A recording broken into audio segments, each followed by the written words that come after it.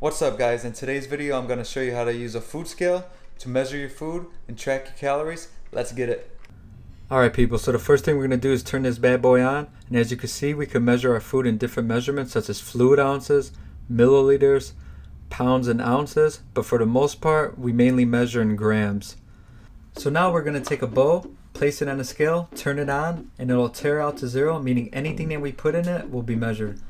Now we're going to measure out a serving size of oats, right? We're going to measure out 40 grams because that's what the serving size is, right?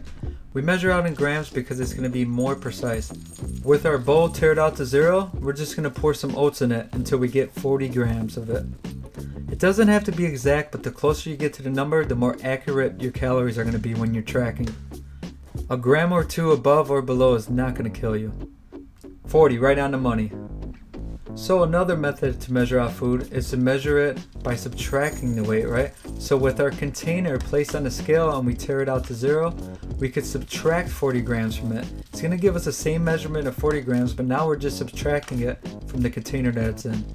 I like to use this method when I'm cooking egg whites because with the pan nice and hot, all I got to do is take the container, put it on a scale, tear it out, and then pour egg whites into the hot pan without having to have an extra bowl or anything like that. So here's an example of how to measure out a meal. Right now we're going to measure out a bootleg Chipotle burrito bowl. First we're going to take our scale and tear it out to 0. Then we're going to weigh out about 150 grams of rice to be our base.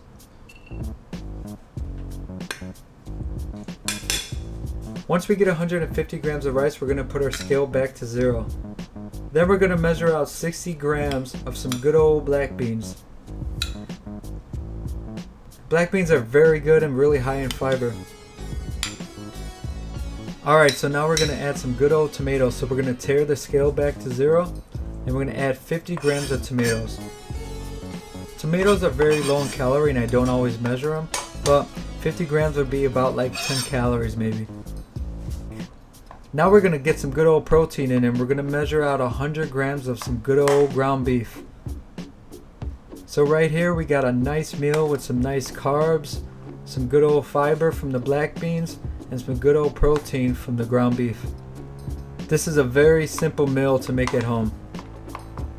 Now we're just going to take all this and throw it in the microwave. I don't know why I put tomatoes in the microwave, but hey, we're human.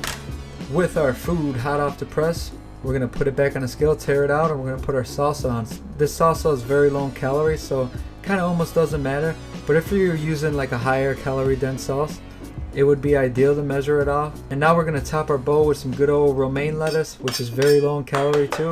You really don't have to weigh it out, but here's about 40 grams of some good old romaine lettuce. Now that our meal is all measured out, we can sit back and chow down.